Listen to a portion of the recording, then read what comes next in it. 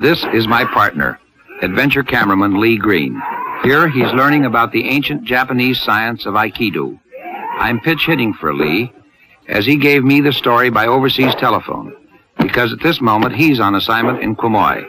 With him in Tokyo was his companion and friend, Herman Jessen. Here's Lee's story as he would tell it to you himself. My friend and partner, adventure cameraman Lee Green.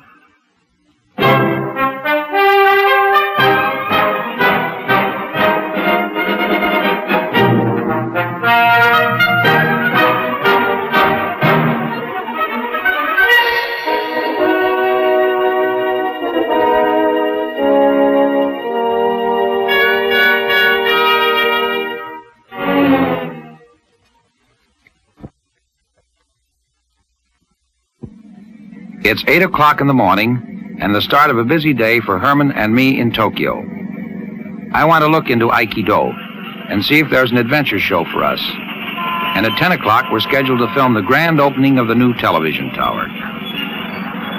This is a 70-yen cab, which means that you ride 1.33 miles for the equivalent of about 18 cents. And incidentally, you don't tip in Japan. You really get a ride for your money. There are 3 classes of cabs in Tokyo. The 60 yen, which seem to be piloted by stunt drivers, the 70 yen by racing car drivers, and the few 80 yen cabs by surviving and retired members of the first 2 groups. Jaywalkers in Tokyo live dangerously, but the less agile obey the traffic signals. Face masks are a common sight all over Japan. If you have a cold, you wear one. In spite of my tight schedule, I enjoy the ride, and soon we're watching activity of another sort. This is the exercise room of the Aikido school. The young men in white shirts and black pantaloons are instructors. The other boys are students. To Herman and me, this looks like a cross between jiu-jitsu and tumbling. The instructors handle themselves extremely well, but I wonder how they'd do if this were a rough and tumble instead of an exercise.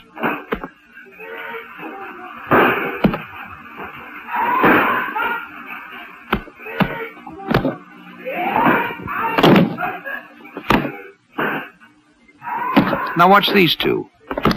Everything happens too darn easily.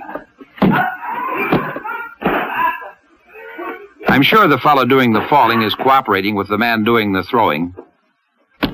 It's interesting enough to watch, but I don't think it's adventurous enough for my series. Besides, I've got a date with the tower. On the way, I steal one shot of the entrance to Meiji Park. And here's our 60 yen cab arriving at the new TV tower. The tower has a 5-story building at its base, an observation platform about 650 feet up, and the top of its antenna is 1,150 feet above the street, 50 feet higher than the Eiffel Tower in Paris.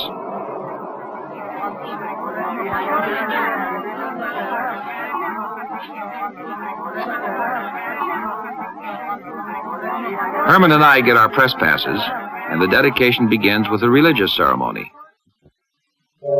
This ceremony has a particular significance today, as the dedication of the tower is taking place on the birthday of the well-loved Crown Prince of Japan.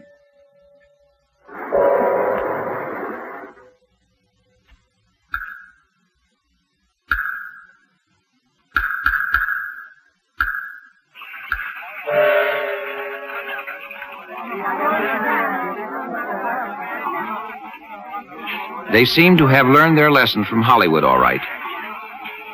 Miss TV of 1959 cuts the ribbon, flashbulbs go off, and tomorrow all Japan will be barraged with publicity about this great event. And it is a great event.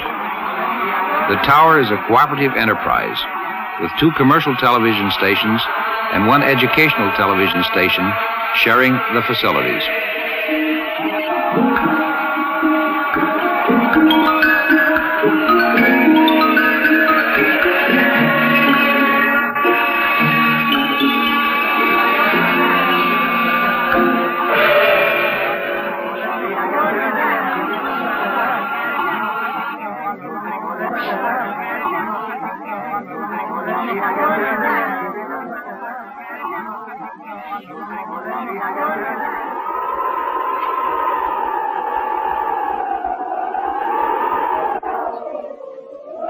Our press passes give us permission to photograph Tokyo from the catwalk.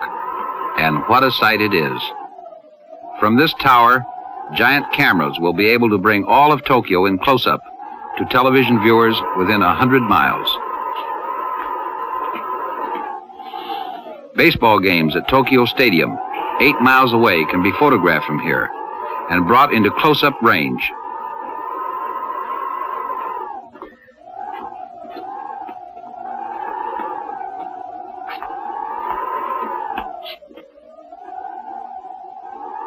Traffic tie-ups or special events within a 20-mile radius can be televised from cameras located on this tower.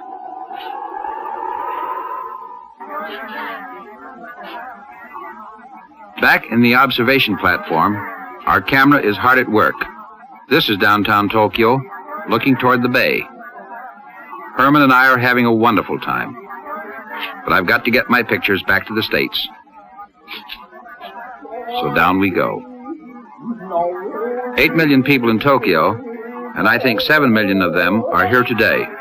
Herman and I have worked crowds before, and we agreed if we got separated to meet at the newsstand at the foot of the tower. When I find him there, he's browsing in a book about Aikido. If the pictures tell the story that I think they do, we missed the whole point of Aikido this morning. We missed meeting Mr. Ueshiba. The book cost 300 yen, almost $1. But it proved to be my passport to a real adventure. On its threshold was Mr. Ueshiba, the patriarch of Aikido. This science was founded by Yoshimitsu Minamoto in the year 1120 and was handed down in his family for generations. It was taken over then by the Takeda family. And here is a legitimate successor of the art, Mr. Moritaka Ueshiba. What year was Aikido founded? I study this frail old man and think how he must miss the strength and vigor of his youth. About 50 years ago. Mr. Tohei, I wonder if we might, without offending Mr. Ueshiba, inquire as to how old he is. No, at this time is 80 years old. Wonder if you could inquire of Mr. Ueshiba how many students he has trained. As he talks, I realize that Aikido is more than an exercise, a sport. It is a religion, a way of life. About 100,000. It's my understanding that in the instruction of training of Aikido, it is not just a physical routine or a sport or a means of defense, but a training of the mind. That's right. Ask him if he would briefly tell me about the circle over there. Yes. Indo.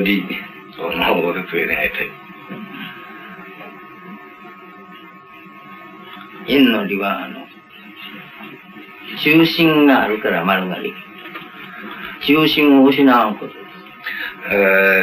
Teacher said, every circle have center, and if have not a center, cannot make circle. 意味聞いてるわけです。これは世界の科学現象の中に。As Mr. Ueshiba explains the circle to me, I realize that he is explaining a philosophy that is equally true for the East and the West, that truth and moral principle have neither beginning nor end, and always retain their position in the center of man's life. それはちょうどキリストさんのレター。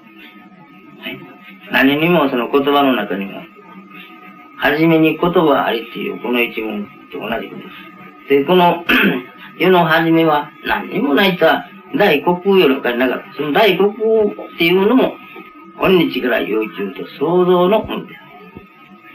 Well, I wonder if at this time you could ask Mr. Ueshiba to give us the word or a demonstration of his action during the time so that we can get the sound of the word for Aikido. キリスト教でもバイブルにこれが初めにあったと。で、合気道も先生そうおっしゃってるとは伺ってますけど、の発声法ですから、それは先生に実際にやっていただきたい。じゃあ、今からやります。一番、これを言霊という。言霊というのは体内において、この自己の体の中の赤い血のたみる姿が、これ。それをやるには、まず雨の浮き橋に立たね。雨の浮き橋に立つには座っとってもできますから、そのつもりやって。こうして、まず、The symbolism is the same too. The cross that Mr. Ueshiba makes demonstrates the oneness of the earth, east, west, north, south.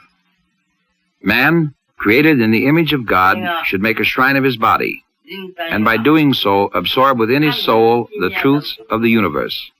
Mr. Ueshiba demonstrates how man's mind can control his body by this long, sustained note.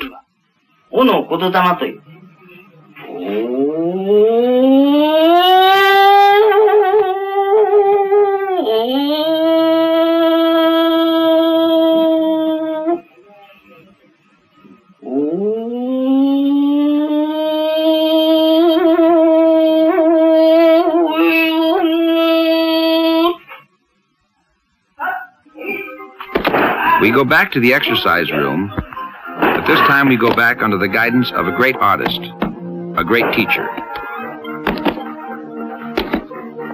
We salute the participants in the exercises.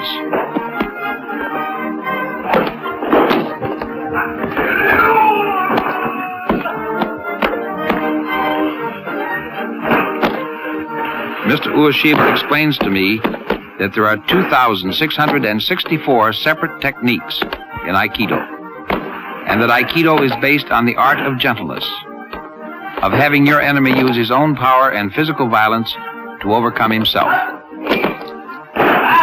Aikido means making your spirit fit in with your opponent's, bringing your movements into accord with his. Aikido is the application of the principle of gentleness. As I watch the exercises, I see that it is always the attacker who is thrown. I see that the instructors are gentle in their demonstrations and use only the amount of skill necessary to upset their opponents. It is, as I thought earlier, an application of skill and knowledge, and this is the reason it looks easy.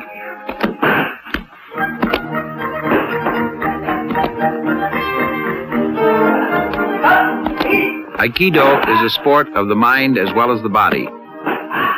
And I'm going to see if Mr. Ueshiba will accept Herman and me as students.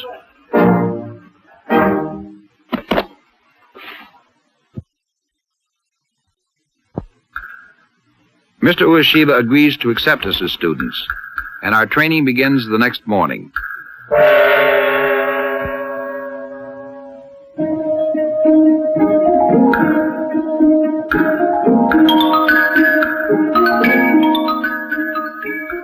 We salute our teacher, and as students have done for centuries, sit at his feet to learn.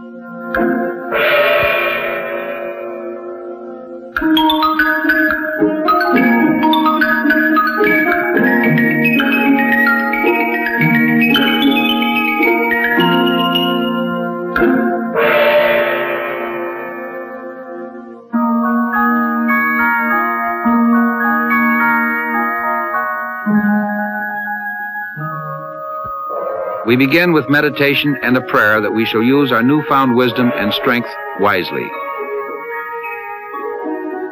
Aikido involves total control of every muscle and thought.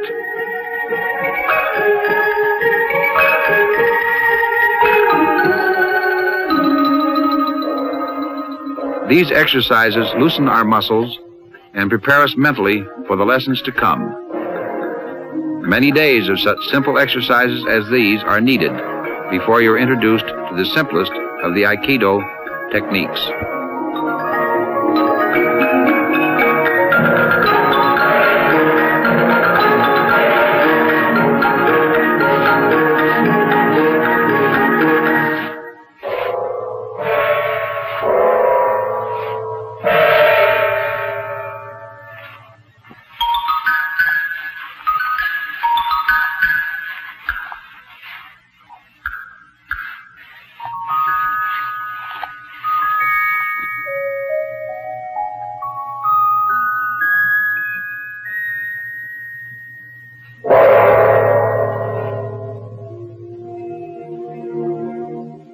These exercises, with their undercurrent of religious significance, under the watchful eye of Mr. Ueshiba, make me realize that there is a relationship between the mind, the soul, and the body, and that the mysticism underlying Aikido does serve a useful purpose.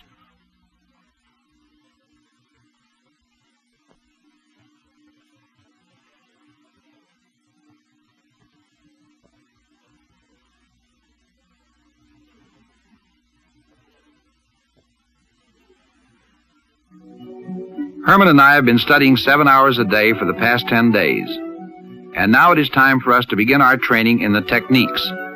This is known as training in kata, or form. I am told to attack my instructor.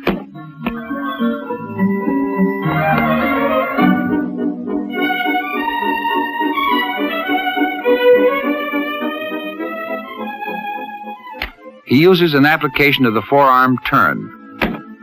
Although I outweigh him by 50 pounds, I find myself on the mat, thrown without force.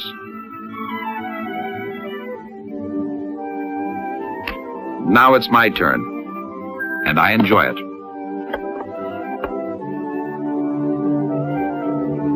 But it doesn't last for long.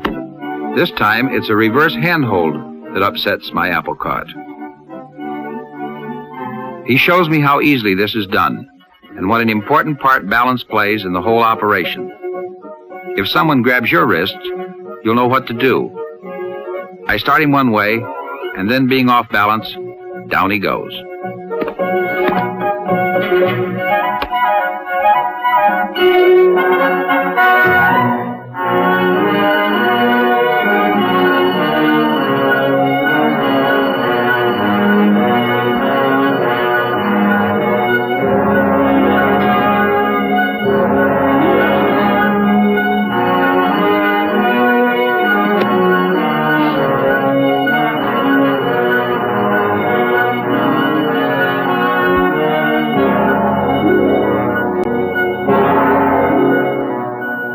I suggest you don't practice any of this at home without an instructor.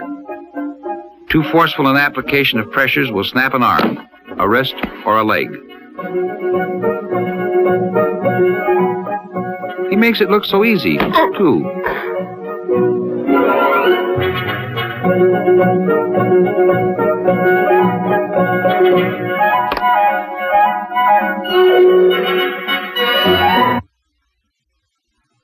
Herman is still skeptical about Aikido in a rough and tumble. His instructor agrees to operate on the principle of gentleness. Weighing 126 pounds to Herman's 190.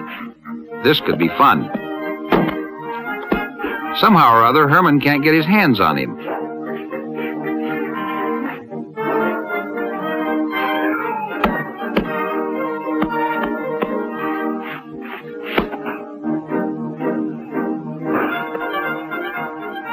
Down he goes.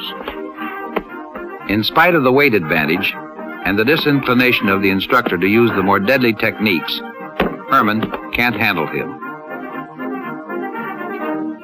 Notice the perfect balance of the instructor and how he forces Herman always to be the aggressor.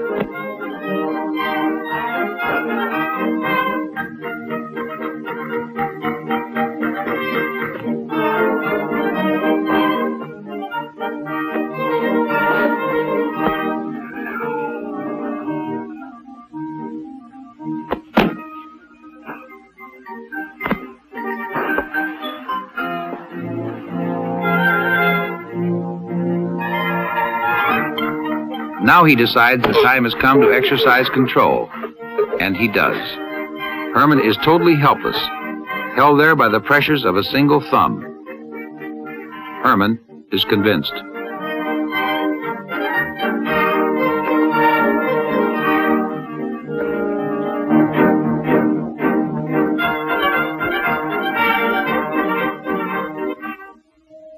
Mr. Ueshiba has graciously consented to show us some of the fine points of Aikido.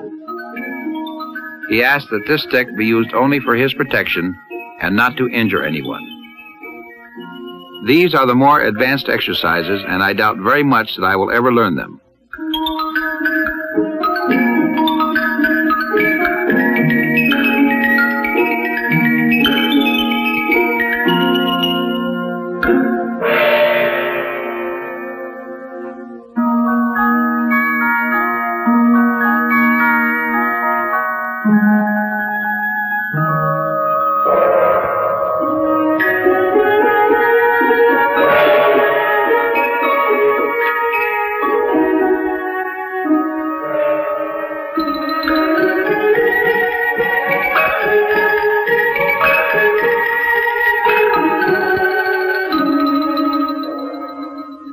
Now he salutes his instructors and prepares for the demonstration.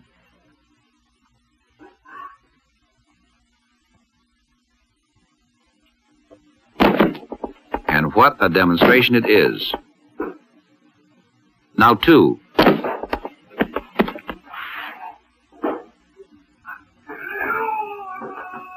This is what I call balance.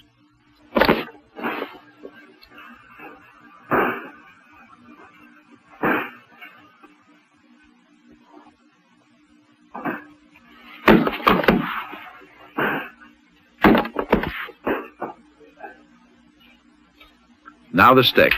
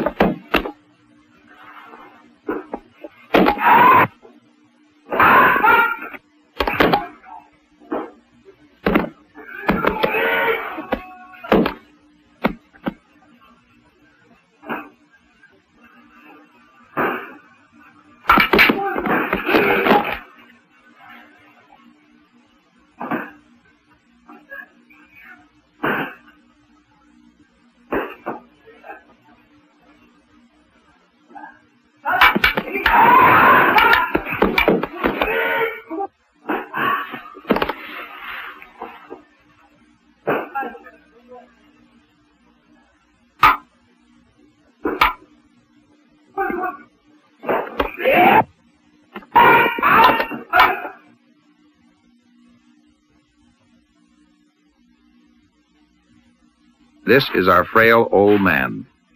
His strength is truly as the strength of 10.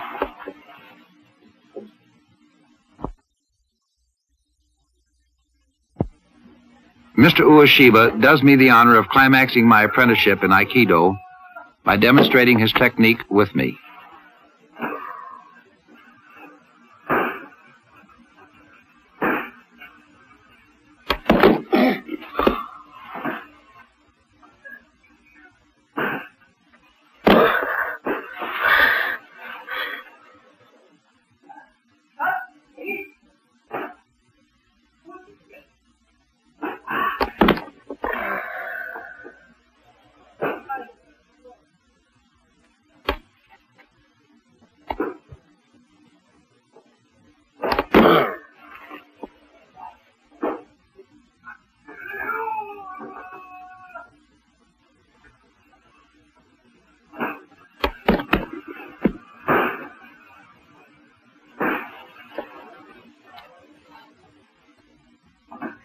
This is the master at work, and I wish Herman weren't enjoying it quite so much.